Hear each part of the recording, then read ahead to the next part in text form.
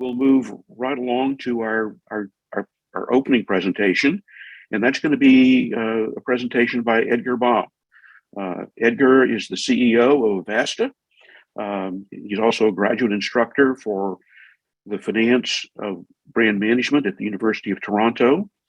And over the last decade, he's been actively involved in MASB and also in the work with ISO, in particular the ISO Technical Committee for Brand Evaluation and Valuation Standards. In his presentation this morning, he's going to talk about the application of the ISO standard 20671 brand evaluation and how it has been applied, how he has applied it in recent years in over 150 implementations. And he'll share some of the lessons that he's learned from that experience. So with that, I'll turn things over to Edgar. Thank you. Thank you, David. It's a pleasure to be here to give everybody an opportunity to get a sense of some of the learnings that we've had. And I kind of have this, call it three-headed Hydra title here of being the CEO at Avasta, where we are commercially solving a lot of these challenges, being a graduate instructor at the University of Toronto, where we've had the privilege for more than 3 years now of having the university's partnership in having the graduate certificate in brand management include the ISO standard in it. And then, of course, since 2014, contributing to the development of this with peers around the globe. So today's opportunity really, how do I use this thing, Frank? Just a moment. Let me... I don't think I have control. Try it now, Edgar. Apologize for that. Thank you. Perfect. So I'm going to cover a little bit about Avasta and what we're going and doing, a bit about beyond just the preparation for this presentation. We're going to give you a walkthrough of what are the learnings from over 200 implementations that we've been part of in the past 3 years or so. And we're going to give you a dive through of an implementation case study. So this is one that I've had the privilege of being part of with my team at Avasta to give you some learnings and insights from it. And then there's going to be an opportunity for discussion and answering questions that people may have and comments as to what is coming out of this. So what is Avasta as a member of MASB? So you kind of get a sense of who we are. We are building the measurement systems of value for intangible companies in a digital customer-centric economy. So what does that mean? Well, a lot of companies today are using a lot of stock industry metrics to be able to evaluate the performance. And a lot of that evaluation, that thinking, that comparison is actually not cross-referenced to each other. So we're solving for that through our advisory practices, where we are enabling companies to identify growth opportunities, recover growth, and frequently it's being used to maximize the transaction value in an acquisition, in a purchase of another company and series of brands, and even to go and pursue an IPO. We also have a whole partnership around knowledge. So what are we doing here? We have academic partnerships with universities. We are involved in independent content for certification and our continued role in standards development to bring the 21st century needs that are there for being able to understand how brands and intellectual capital work inside businesses, rather than in, one of my comments is the constraints of the 1880s systems of accounting that we still primarily refer to around the world today. And along the way, we're building out a platform that allows integrated strategy measurement. So this is beyond just the measurement of the brand, which is a very integral component in a lot of organizations. It's to allow us to be able to make sense of what are primarily intangible companies in the world today. So MASB is a knowledge partner. Thank you for introducing me, David, at the beginning. I've had various roles at MASB over the years, including liaison with FASB, being able to go and develop the first ever measurement across various providers as to what is the estimated brand value of the S&P 500.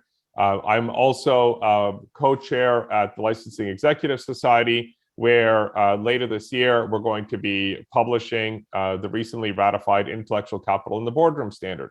And what's really great about that one is that calls for financial brand measurement and risk management as part of overall holistic corporate valuation.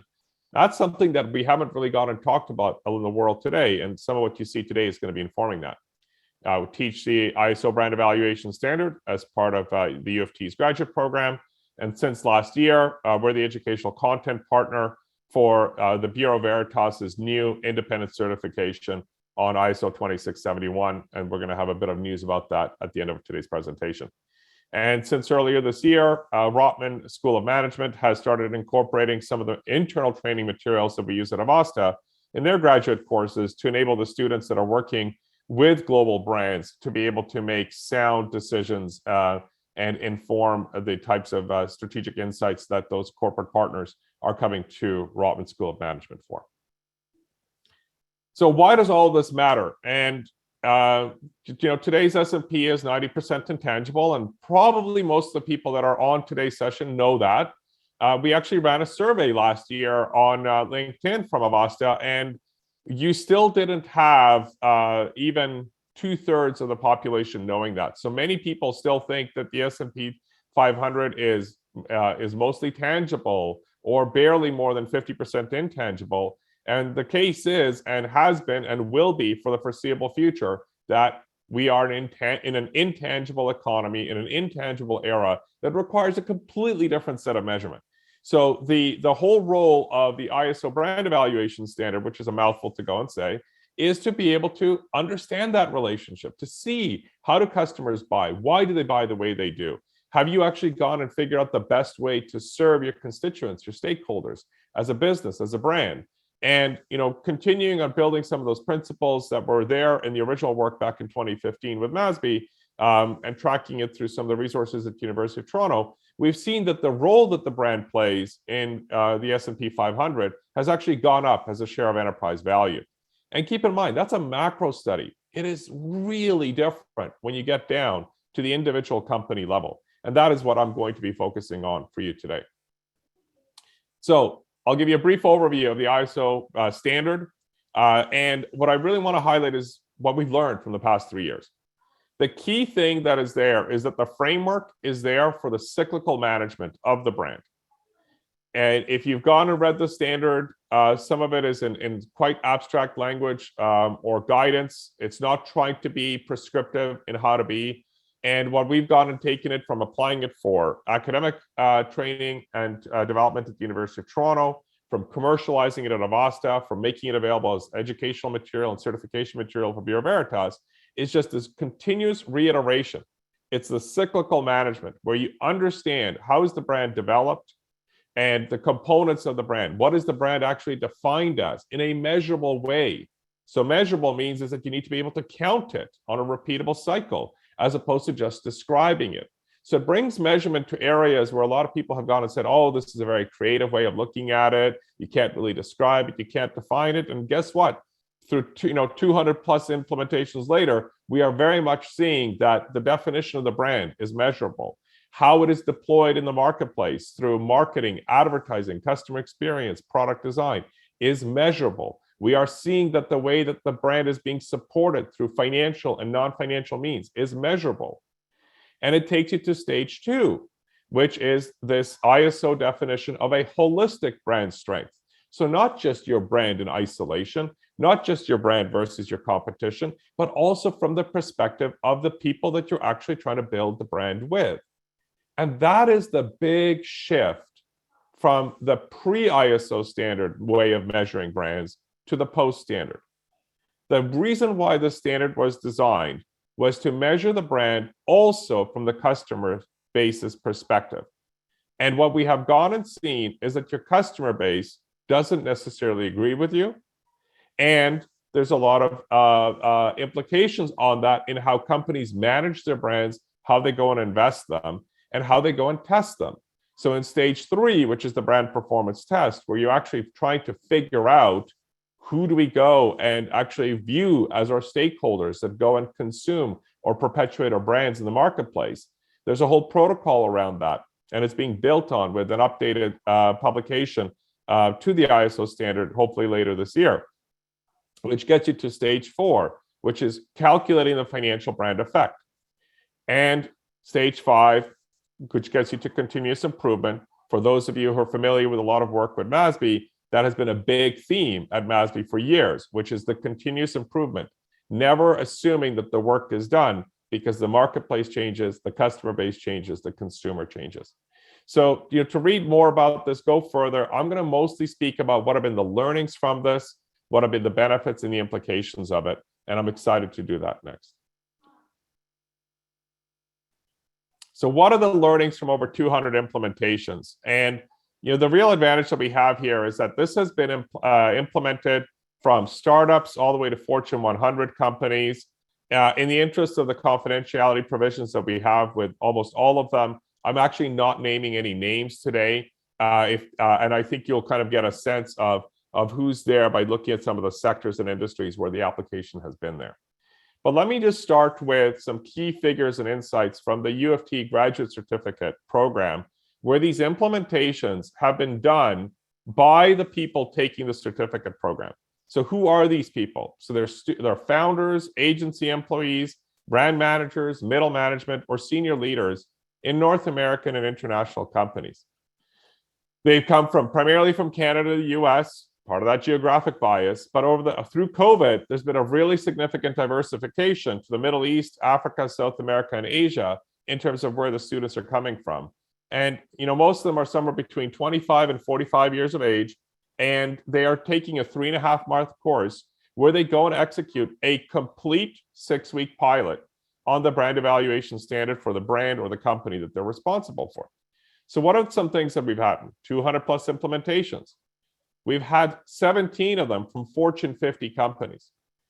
So this is something that is noticeable inside these companies. These are individuals from these companies taking this course because they are having these types of challenges that we'll get to in a moment inside their company. The most that a single company has executed through multiple employees in the past 3 years has been 5 across multiple brands and geographies in the company. The largest one we've had was an executive vice president from a publicly listed $8 billion plus company who went and had really tremendous impact on it in some of the accelerator initiatives that they have. We've had the privilege of preventing a bankruptcy as a result of some of the findings from the work that is here. And we've had two individuals who weren't working, had ideas as people taking the course, and they've gone and launched multi-million-dollar startups. The largest impact that we've had shared back with us to date from one of the graduates of the course is a $40 million increase in revenue that was not expected in the original forecast of the business prior to what they uncovered as a result of taking this course and implementing it inside their organization. We've gone and also seen that the biggest cost savings that was avoided was a $1.6 million investment that would have generated no value to the company. And truly knowing who their customer is has been priceless. So this is kind of the key figures that are there from the course. So let's dive a little bit deeper. Where has this been applied? Because there's a whole bias in the world that branding is really something that happens in CPG or financial services or in agencies. And I really want to emphasize how diverse of an application the students in this graduate course have been.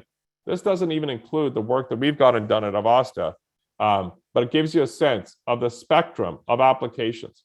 In every single one of these sectors, the application has been noticeable, it has been repeatable, it has been done on more than one occasion, and the impact has been profound.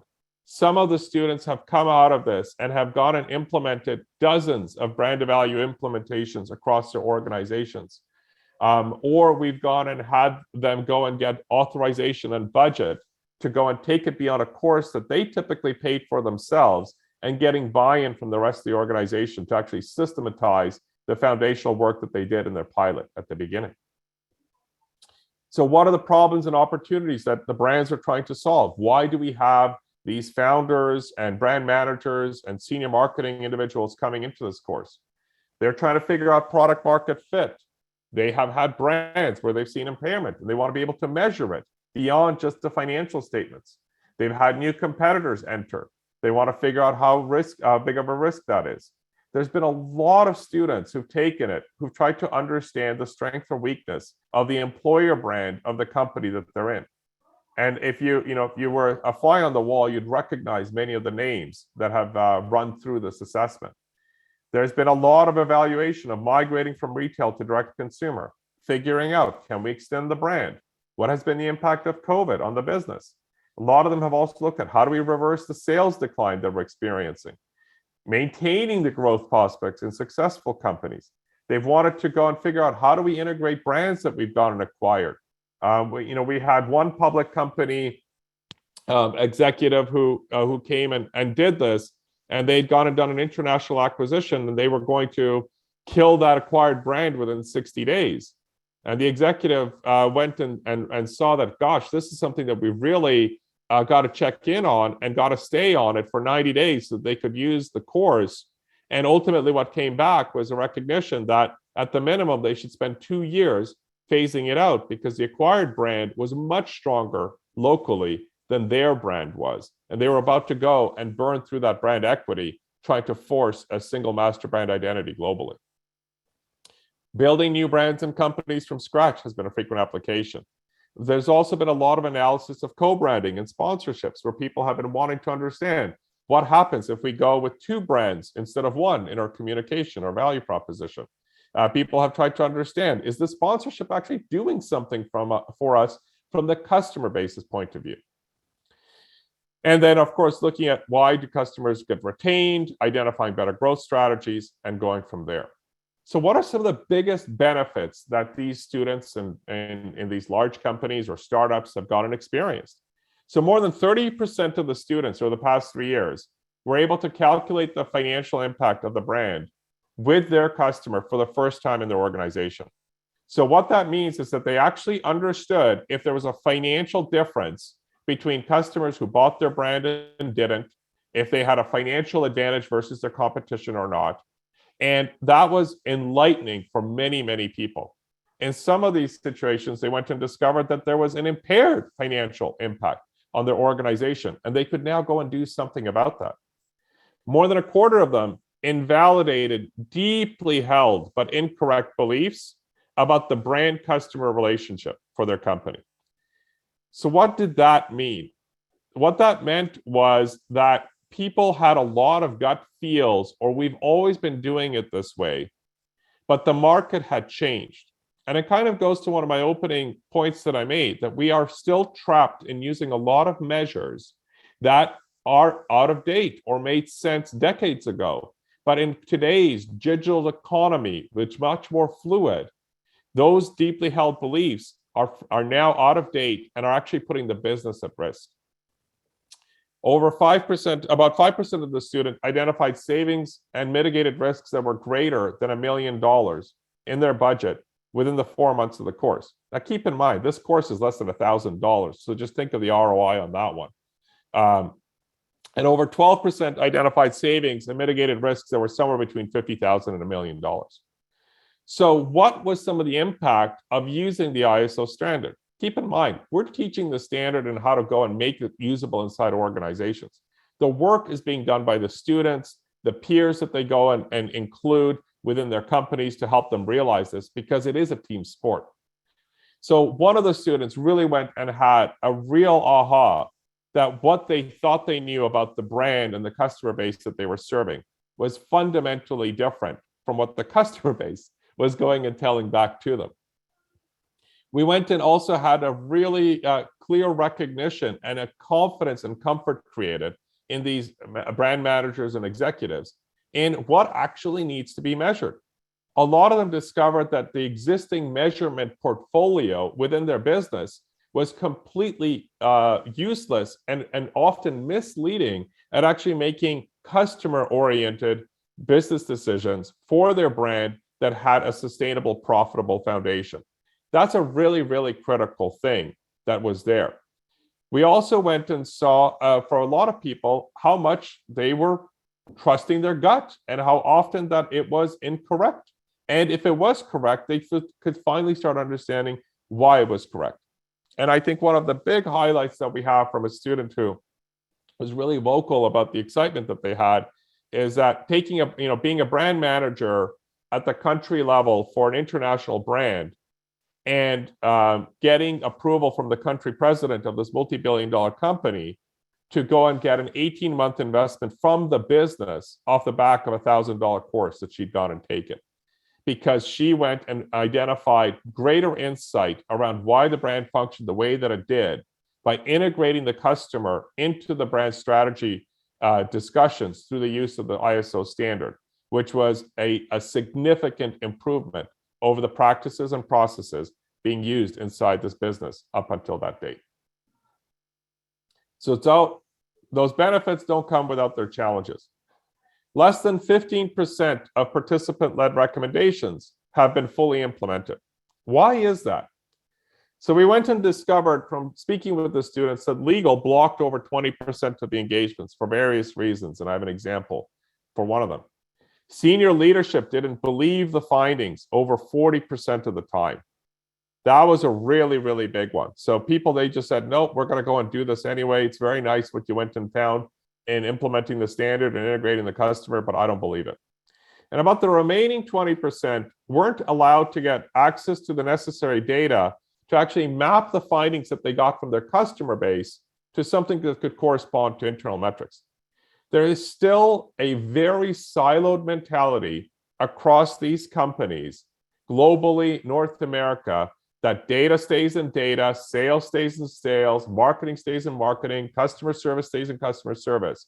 While what constantly came back as evidence is that the customer doesn't see that. The customer doesn't see your departments. They don't care about your organizational infrastructure. What they care about is, this is your brand on your product, on your service. This is what I want to go and have as the experience. So what did we go and learn? Well, we have already gone and picked the direction where our investments are making. So this would be a distraction or interruption to that.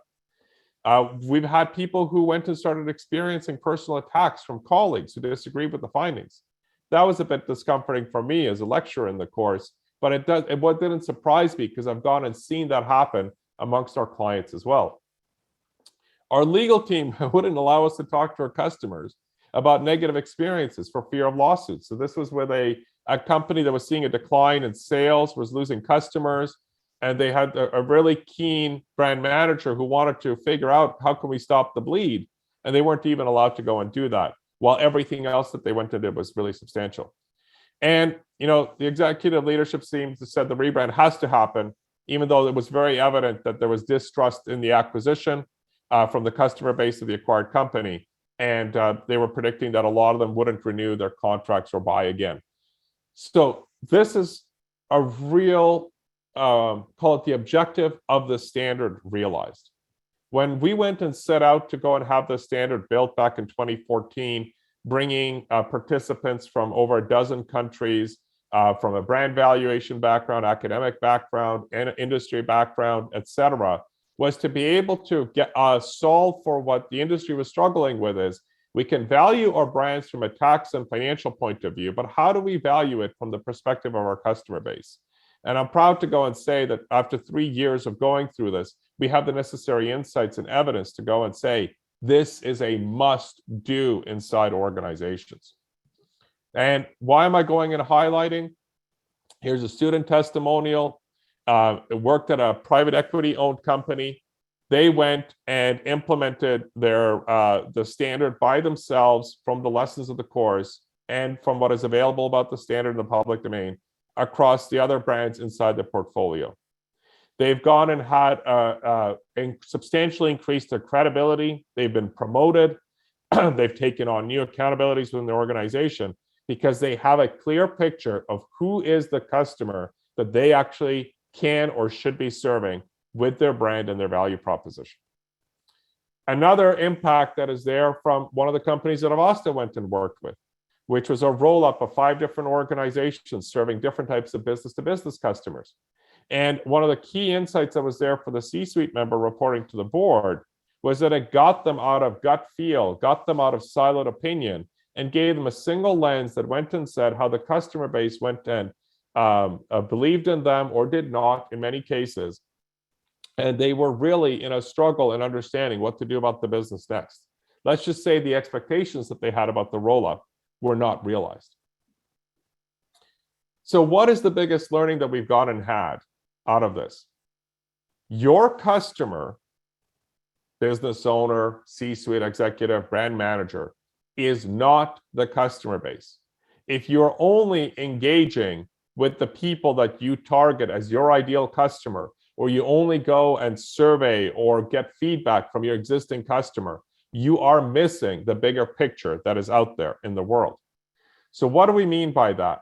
So if we look at the spectrum of drivers as defined by the customer base, why they buy a brand, a product, a service, etc., though there's a whole variety of them, and the fulfillment of them has a different financial value. What has been happening in a lot of companies and what has been measured by a lot of brands with respect to themselves is, what are the drivers that we think are important, that we want to go and have a value around, and these are the customers that we want. And guess what? Some of them have a lot of financial value. Those are very successful organizations. Some of those drivers actually do not have much value to the customer base and those stakeholders at all. What is happening is, though, is that there's a lot of people that are buying these products and services and brands for their own interpretation or for their own reason.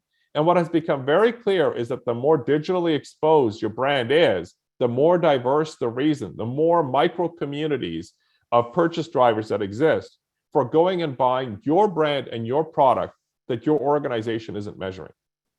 This was the basis for the quote of, "I know that I know nothing," by going and seeing that most of the customers that this product manager and brand manager was responsible for was buying products from this company for a completely different set of reasons than their value propositions, than their advertising, than their price points was going and doing, because they had never bothered to figure out, why are people even wanting to buy the types of products and services we sell, not just from us, but from others as well, and where do we fit inside that ecosystem? And what has also gone and emerged from this is a real synthesis and an analysis, both from the academic work as well as our work at Avasta, is it is crystal clear that the brand evaluation framework does not sit in a silo. It is not the sole role of the brand manager. It's not the sole role of the finance manager. It is a cross-functional sport. I'm not going to go through all the grids here, but you'll be able to see this by looking at the deck afterwards. And what we've seen is, really, you want to have at least one person from brand marketing, at least one person from finance or accounting, from customer data, from customer experience, from product or service development, and ideally one each from strategy and sales, but it of course depends on how your organization has gone and been set up. And this has just kept coming back and coming back as critical. In our work at Avasta to deliver this to companies that want to have these systems in place for the long term, we've identified that it is impossible to deliver this for the long term without participation from these functions. What we went to learn from the students is that they were not able to do the same. Sorry, go ahead. Sorry, Edgar, if I might interrupt on this side or just bring a Go ahead, point. Frank. I'm really fascinated by in our previous discussions of this, because MASB has, of course, its benchmarking services, which you're aware, where we go into marketers and we help them assess where they are in the continuous improvement and return process. What's interesting is that was based on the original model for that or practice for that was based on interviews within 100 companies of comparing the highest performing groups to the lowest performing groups. And one of the key drivers of the highest performing groups were cross-functional teams. And the cross-functional teams, as you described here, match perfectly with the cross-functional teams of the organizations that had the greatest continuous improvement in return. I didn't realize that. Is that something you've been doing since last year or longer? For about a decade now. And so Okay. it's one of our standard things. So continuous improvement return project, and we'll be talking about it later today in some of the sessions, because we just launched a sponsorship particular one. But it's just fascinating to me that what has come out of the ISO standard implementations matches that learning. So I think that's a pretty clear indication of, maybe, from marketing perspective, maybe team building may be one of the cross-functional team building may be one of the keys to success going forward.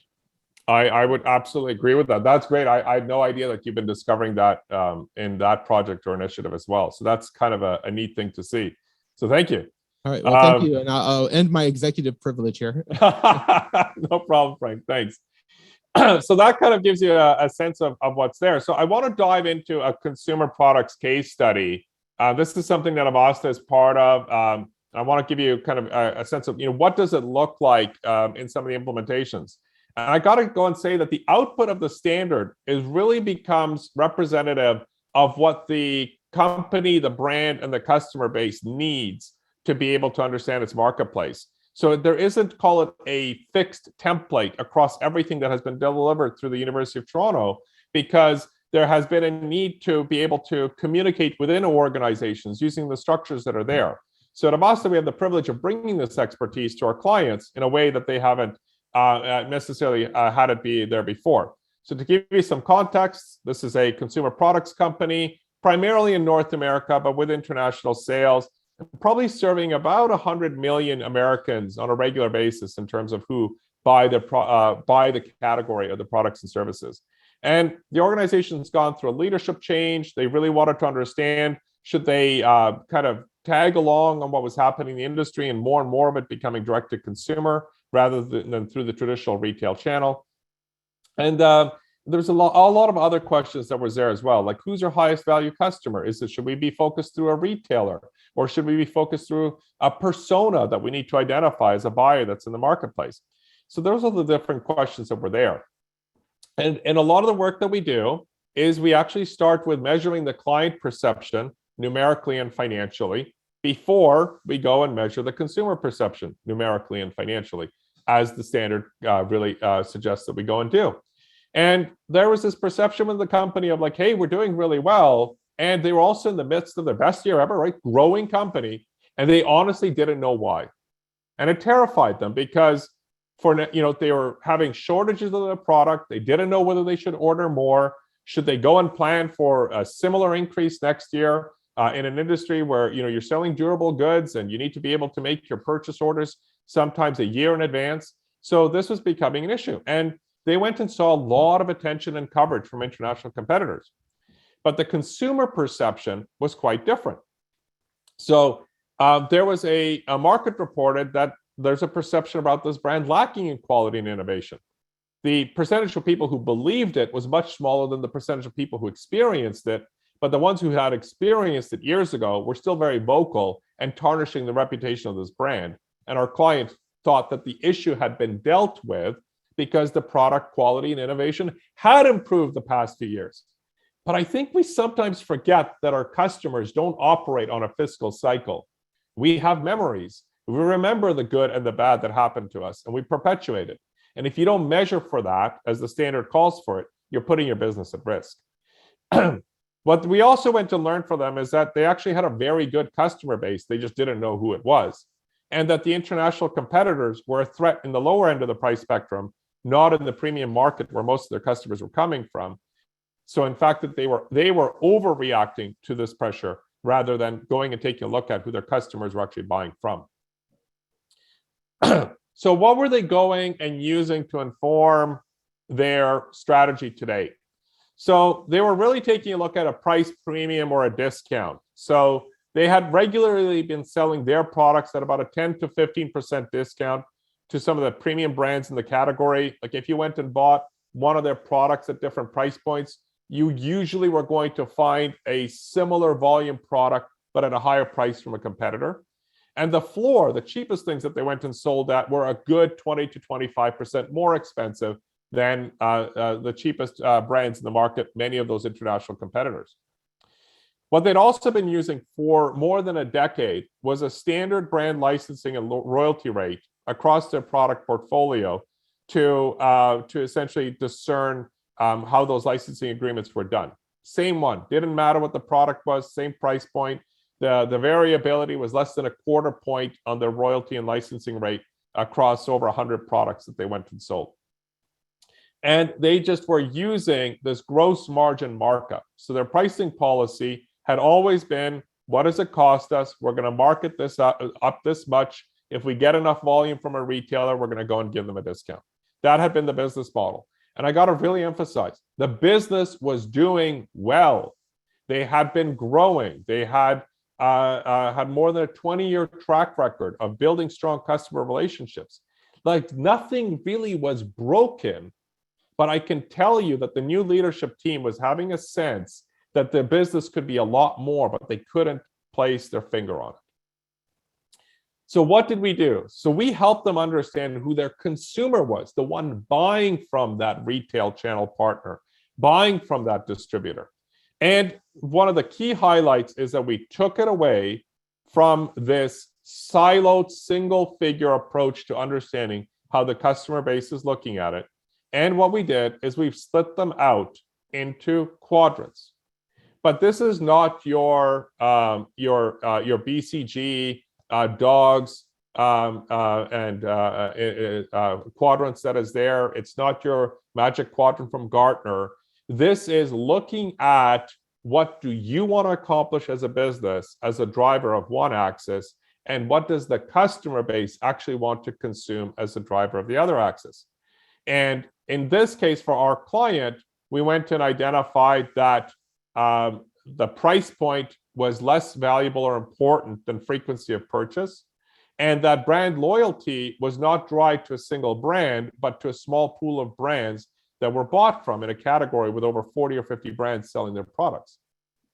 And what happened is that it allowed us to go and getting customers into cohorts rather than personas in a way that they could be identifiable in the market, could be identifiable in their internal data, and could be spoken to or communicated to, because they actually had very distinct drivers of purchase from the rest of the market.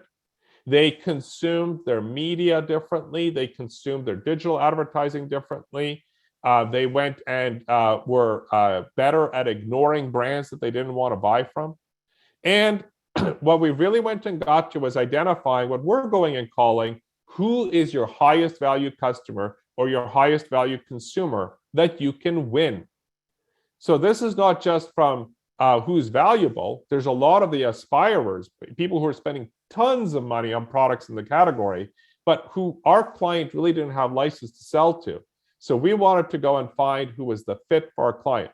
And keep in mind, when you implement the brand evaluation standard, what's critical to do is this: you do not know why your customers buy. You use the standard to measure why your customers buy. In the perfect situation, you also measure why you think the customers buy. And what we're doing is we're going and putting the two of them together so that we can show you where on the spectrum that I showed you earlier you think they're buying versus why and where they're actually going and buying. And that's a big part of the work that we go and do. So what did we go and discover?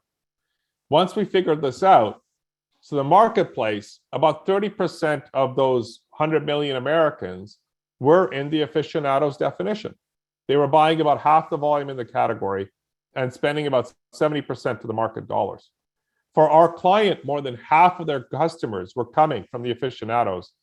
3/4 of their volume was being sold to them, and 87% of their brand dollars, so the revenue generated through their branded products, is coming from them. As you can imagine, the ratios really declined the further down you go. Now take a look at anchors. More than a third of the category buyers, a large tens of millions of Americans, are in the anchors, right? They're noticeable. So what did we go and see in the aficionados? That our client was only about 22% penetrated into that whole identifiable stakeholder group in the United States. And about half of them actually would be willing to buy from our client's product if they met some of the other drivers that they had that our client could go and fulfill on. And yes, there was about 1/4 of the aficionados who had had the name tarnished, or our client's brand would never be able to kind of fulfill the expectations on the spectrum of brand drivers that were there that mattered to them. What was interesting for our client, the CFO, and the leadership team is that they could completely ignore the rest of the market and triple the revenue of their company. Just think about that for a moment. That's how much latent demand there was for a business but the client wasn't going and paying attention to it because they didn't have the data. Now they did. So what was a financial aha that they had? And there was a lot. But one of the things that was there was that we identified that, listen, your marketing spending was biased towards your larger retailers, not your profitable consumers.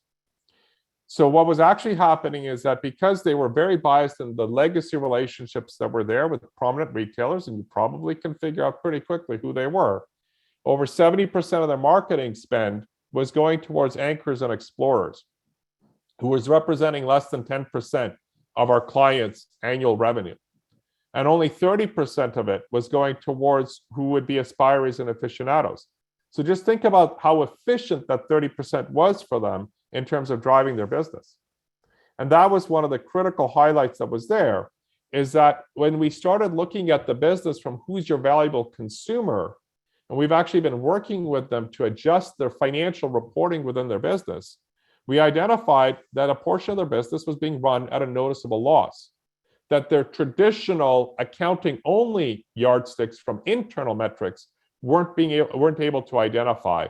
But when we looked at it from the consumer in and through the channels and the products and the methods in which they were being sold, that they were actually going and losing money on it.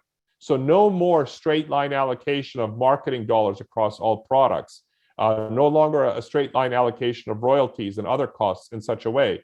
We actually were able to leverage the findings from this to provide a brand-driven understanding by product of how profitable they are or not, and really identify that the licensing rate practice that they've been using on their products was probably misleading and actually further impairing their business. And that's kind of what they're going through over the next year or two to figure out for themselves. Hey, Edgar, we have an actual question from Mike Donahue Please. in the Q&A that goes to the case study. Yeah. And he was wondering, you talked about the allocation here on marketing, but what he was wondering was, did you find out why profitable users are so loyal? So did this sponsor a deep dive into understanding the drivers, the internal drivers of that? Yeah, absolutely. One of the things that came out with the aficionados, the ones who weren't buying, as an example, is that they actually felt that our clients' products were underpriced. They liked them, but they thought there was something off with them because the prices were lower than they expected.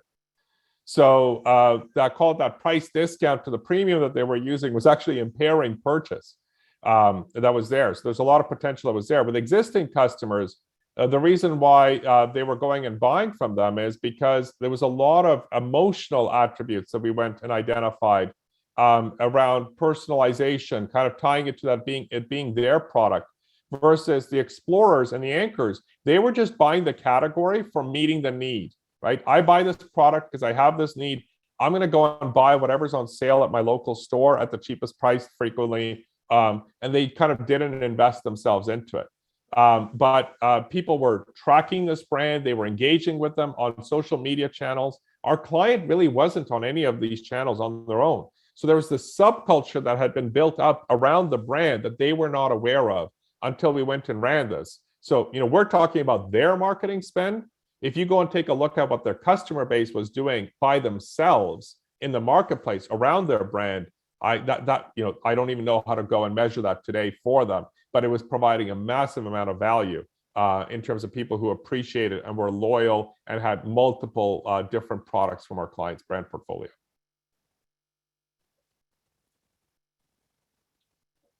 So thank you for that question. So the bit of the kind of the sharing that is there from Bureau Veritas as a goodwill gesture and as an interest in that some of you may have, they've gone and made available their first certification course that they've launched last year through their site. So if any of you are interested, or somebody who might be interested in taking Bureau Veritas's certification course, their first one, they've gone and made a code available that's active for the next 90 days to give you a discount on their inaugural course. So if any of you are interested, I do welcome you to go and check that out.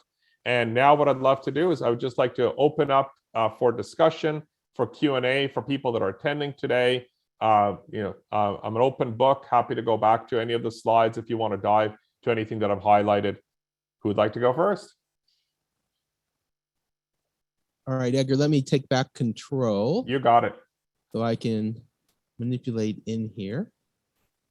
All right, so panelists, please, or I should say attendees, please feel free to use the raise hand function if you would like to ask a question live. Or again, you can go ahead and put them into the view and Q&A, and we'll go accordingly. And while they're doing that, Edgar, I do want to say I think this is fascinating because when we were working on the standard, through ANSI and ISO, the big question, I remember you and I having a conversation of, boy, how will we get these implemented?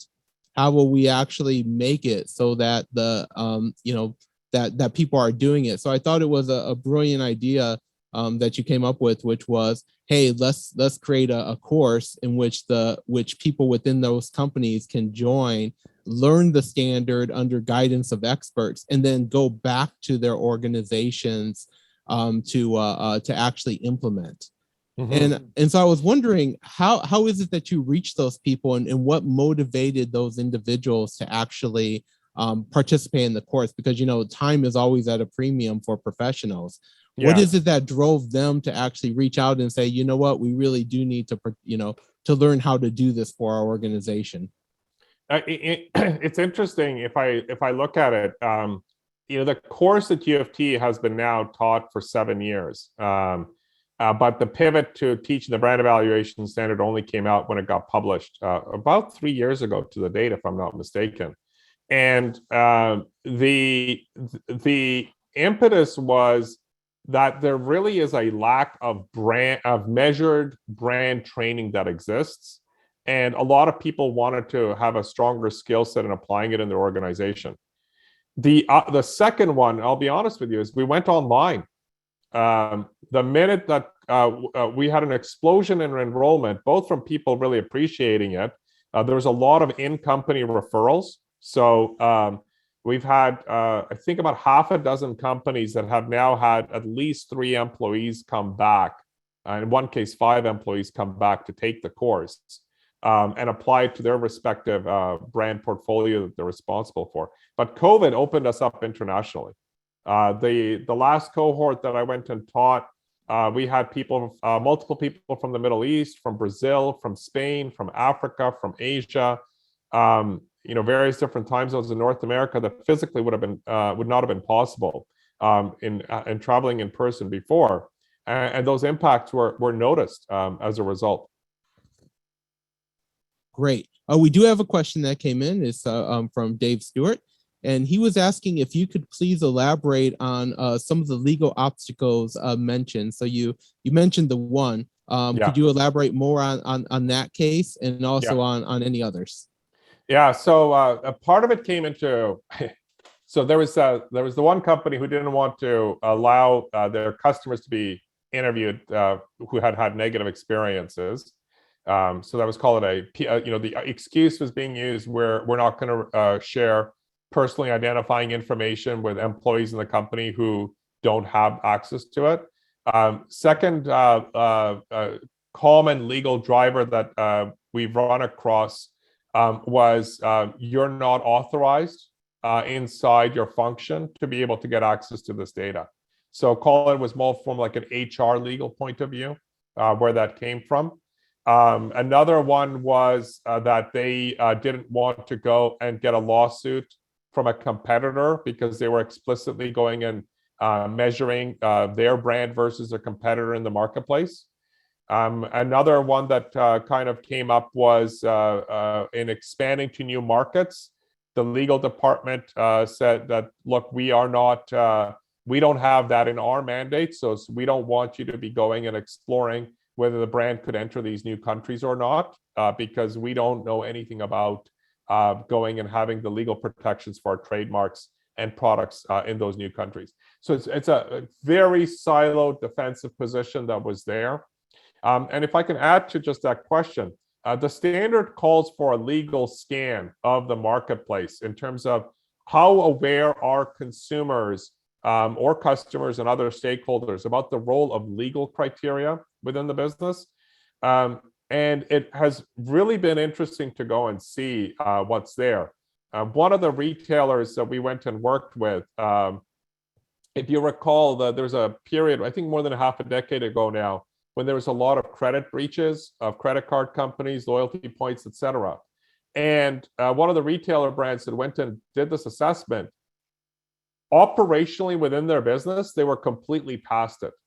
They went and discovered that a significant share of the marketplace still distrusted them from the breach happening in those loyalty programs and credit card programs from 5+ years ago.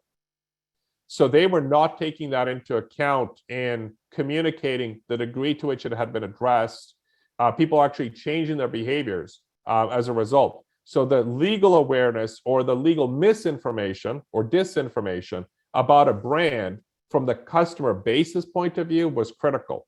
Was it noticeable with existing customers? They didn't care, but those potential or lost or lapsed customers, it was a very noticeable impairment that the brand was experiencing.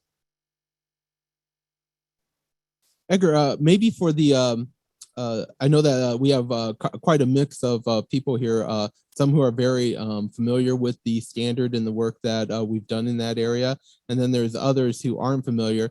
Could you just recap the breadth of the dimensions that are actually covered by the standard? And because what's really fascinating, even though the ISO TC 289 Technical Committee 289 that has created the standard got input from all the different stakeholders, right? That's our responsibility for these different groups. It was fascinating how, the percentage of what is traditionally in the marketing area or under the control of the CMO and what was from some of the other areas. Yeah.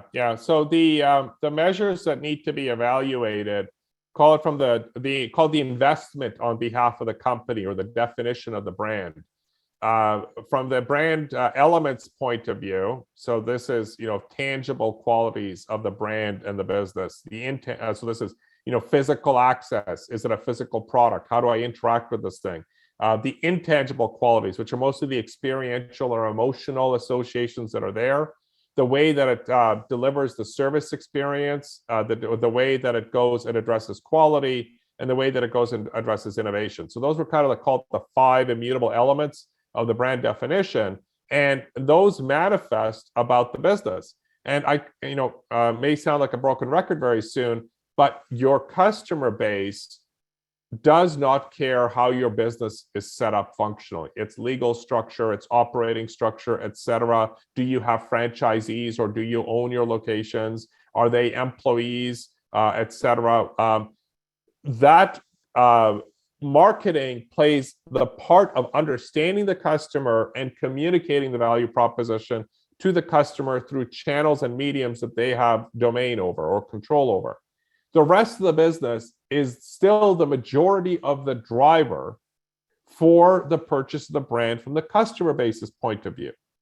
And that's not recognized. Like we saw in a lot of students' work and in some of our own work, going and discovering that pricing, which marketing does not frequently have a lot of participation in, would be set using measures and metrics and information that never incorporated the customer and would create confusion for the customer in the marketplace. And then marketing's job was there to go and fix it or mitigate the damage that was there. So you have those brand elements. You go and have, how is the brand activated in the marketplace? Advertising, sponsorships, co-branding. But what's the customer experience? What's the product or the package experience or the in-store experience? What is it like if I have a problem and I have to get in touch with one of your customer support personnel? If there's a quality issue, how do I go and deal with it? How much of that sits in marketing? From the customer base's point of view, it's the same brand. And then how do you go and support it? So how much of it is actually coming from budget? How much of it is having from personnel available? A lot of financial institutions, hey, welcome. Thank you for calling us. You have a 35-minute waiting line. It's like, well, do I have an alternative? That experience that is there, which is an operational decision, is still affecting the brand and the purchasing decision or the volume of interaction decision on the part of the customer base. And then you get into the brand strength criteria, which takes a look at, to what extent is the customer base aware of the legal consideration? Who do they go and consider are the competition to your products and services? That has been a fun one, by the way. The customer base has come back with a very diverse set of competitors or a very shallow set of competitors to what the clients have frequently gone and considered. What's the role of the different stakeholders in the purchasing decision? So are you a direct-to-consumer company where the only interaction is really ever with your brand directly? Or do you sell through third parties, through a retailer, through a distributor? Maybe you are a financial services company and you're selling your wealth and insurance products through independent advisors or small business groups where they go and sell your brand's products and multiple competitors' brands' products. What does the customer base think? What does the consumer think in that process? And then the other one is, the last two in the brand strength is the economical, political, environmental criteria. So, does politics, regulation play a role? What's the state of the economy or the outlook on the economy? Is this an elastic good or an inelastic good that people buy? And then the financial one has just been fascinating. Most companies are making financial decisions about brand investments and products from the perspective of their own targets that they've gone and set, not necessarily because of what is financially beneficial to their customer base and themselves over the medium or long term. So by most companies, until they did this work, were never measuring the financial state of their customer base. What could they afford? What did they think was an equivalent alternative? When would they when or how would they be willing to go and spend this money?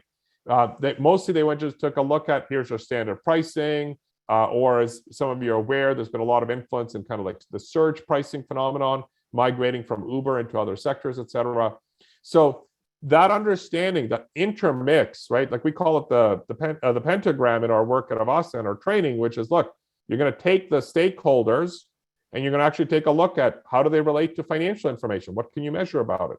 Do the same thing with the economic considerations. Like, does the economy affect all of your stakeholders that are involved in your customer's purchasing decision the same way or not? Sometimes you go and have counter-cyclical circumstances for the economy, or you go and have a localized problem for one sector that doesn't affect everybody else. And then all of this is kind of brought together into the brand performance test, which is, okay, I'm now going to go to the customer who could go and buy our products and service and find out to what extent do they agree with our hypothesis as to why they buy, and to what extent are there other combinations of purchase drivers. So we're not, I want to emphasize, it's not a single purchase driver. It's not like, people buy our product because it's easy to use. Like, that era is dead. We have gone and identified that single driver metrics are not predictive of financial results. You have to take a look at the relationship between the driver from the perspective of what matters to that customer group across that spectrum, because you're going to go and discover that ease of use has some role to play with some of them, as long as these other conditions are also being met. And there may be another part of the spectrum where ease of use is a necessity. If it doesn't exist, they won't buy. So rather than having, call it the standard average, like 29% of the customer base says ease of use is important, that has clearly been demonstrated through implementing the standard as being a misleading way of informing brand strategy, marketing, communicating the value proposition. You actually have to be responsible that the customers are humans who collect in groups. The digital environments that we're almost all exclusively operating in now allow us to go and create little echo chambers. And if you don't serve those groups by finding them, you're going to be putting your brand at risk. Excellent. We have another question here from Todd Kaiser, which is kind of interesting because he'll be giving a presentation on the marketing dictionary directly afterwards, and he'll go into some terms that actually overlap with this presentation that we see a trend on. But anyway, he asked, how are brand drivers determined, and is there a standard survey of consumers? So I think the key one on that last one is a standard survey. Where we've gotten to in 3 years at Avasta is that there's a standard approach to qualifying what should be surveyed. What I can tell you is that there is not a standard set of drivers that is attributable, usable even within the same industry or sector.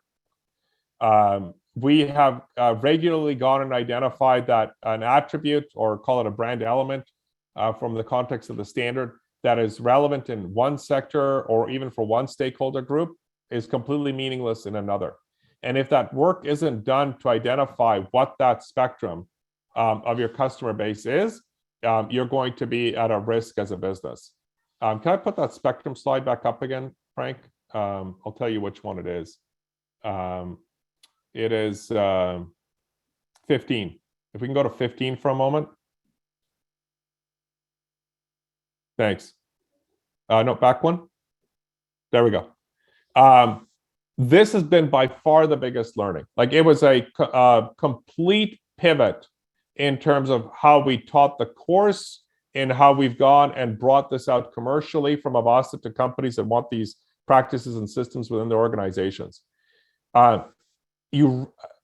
The standard approach has been for companies inside that green domain. We think this is the standard drivers in the category. We perform well against them. We're going to go and position ourselves around that.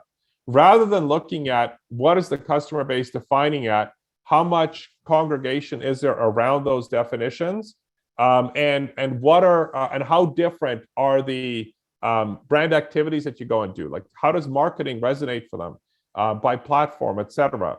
We went and saw that people who are almost exclusively going and informing their purchasing decision through YouTube had a very different set of purchase drivers in the category than people who had YouTube as one of multiple different digital domains that they went and interacted with: Twitter, TikTok, Instagram, et cetera.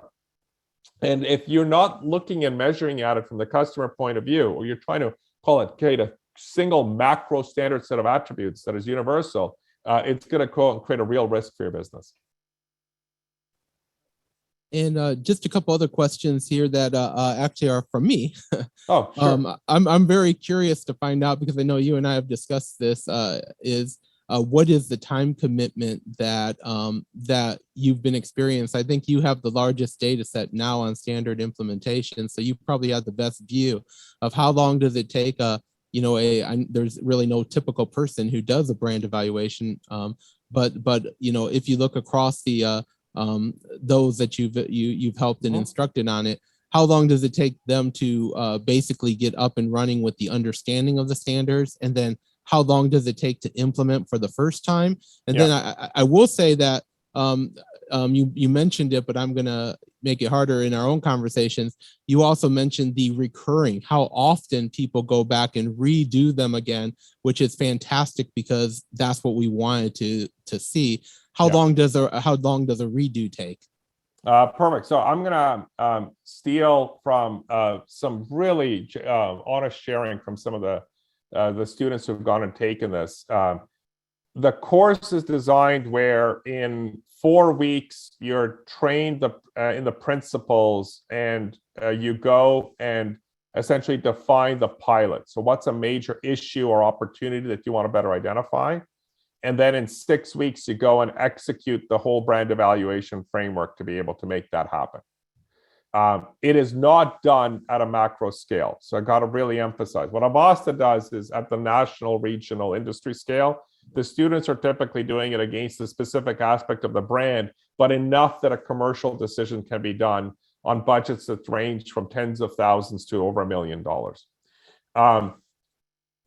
We've seen as little as 45 to 60 hours over the 3.5-month course in terms of total time commitment from on the job plus the course, to some who really got, call it, secondary investment from their organizations, spending about 120 hours over 3.5 months. We've had several students who took it 3 years ago, 2 years ago, that have perpetuated within their organizations. One person who was working at an agency at the time that they took the course applied it to one of their clients and has now been applying it in kind of like a miniaturized version that takes them 2 to 3 weeks to set up on every single client for 2.5 years. So they've done this for like 30 companies. And I regularly have a conversation with him. And he's like, his 3-week version as an assessment has been insane. And on the existing clients, they're going back and increasing the sophistication every 3 to 6 months depending on how fast the category is changing. So one of the key highlights that kind of comes out of the standard is that you start measuring your customer buying cycle, like how frequently do they buy the category, what cadence do they buy it on. So if the category is being bought every few weeks, if you're in like food and retail aisle CPG, you're probably going to be revisiting this thing multiple times a year.